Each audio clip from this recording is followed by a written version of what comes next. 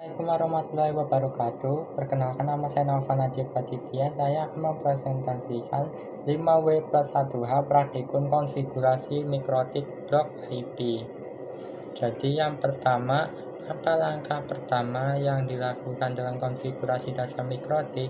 Langkah pertama dalam konfigurasi dasar mikrotik adalah mengakses perangkat mikrotik untuk mulai melakukan peraturan. Berikut adalah detail langkah awalnya.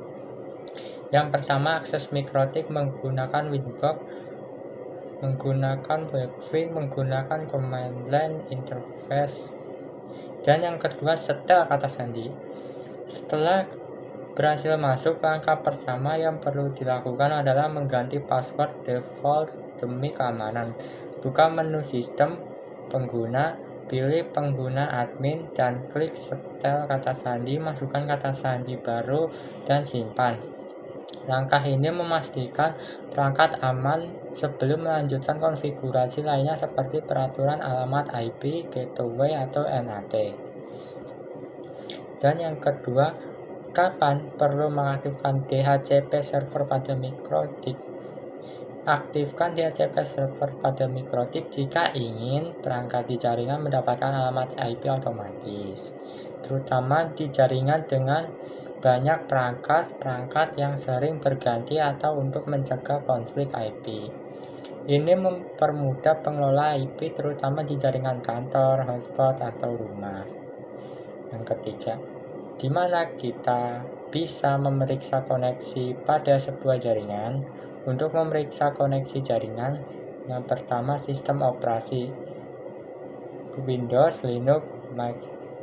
Yang kedua, aplikasi, gunakan speed test untuk kecepatan. Dan yang keempat, mengapa perlu memberikan IP address pada interface mikrotik? Memberikan IP address pada interface mikrotik adalah langkah penting dalam konfigurasi jaringan karena IP address berfungsi sebagai identitas unik dalam jaringan. Dan yang kelima, siapa yang bertanggung jawab memastikan konfigurasi mikrotik berjalan sesuai kebutuhan jaringan? Orang yang bertanggung jawab memastikan konfigurasi mikrotik berjalan sesuai kebutuhan jaringan adalah administrator jaringan. Tugas dan tanggung jawab administrator adalah yang pertama, perancangan jaringan.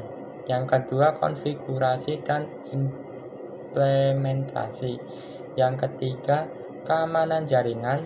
Yang keempat, dokumentasi dan pembaruan.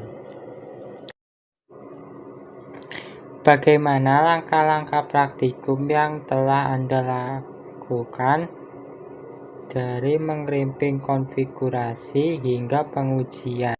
Langkah-langkah saya praktikum jaringan dari proses mengrimping kabel, mengkonfigurasi perangkat hingga pengujian. Yang pertama, persiapan dan pembuatan kabel jaringan, alat dan bahannya, kabel UTP, konektor RJ45, dan crimping kabel tester. Langkahnya yaitu yang pertama, kupas pelindung kabel UTP. Yang kedua, susun kabel sesuai standar. Kabel yang saya pakai kabel strike. Yang ketiga, pasang konektor RJ45 dan lakukan crimping. Yang keempat, uji kabel dengan kabel tester untuk memastikan koneksi benar. Konfigurasi mikrotik. Langkah yang pertama, login ke mikrotik dengan Winbox. Langkah kedua, aktifkan WLAN 1. Langkah ketiga, atur mode wireless dan SSID. Langkah keempat, tambahkan alamat IP. Langkah kelima, atur DHCP client. Langkah keenam, setup DHCP server. Langkah ketujuh, konfigurasi NAT. Langkah ke-8, konfigurasi filter rules. Langkah 9, uji koneksi. Dan yang terakhir, hasil ujinya. Jika ping ke perangkat wireless menggunakan IP di luar range yang diizinkan, maka akan request timeout. Jika ping ke IP sesuai range yang di-throat, maka akan request timeout juga. Dengan langkah-langkah di atas, konfigurasi mikrotik Anda selesai.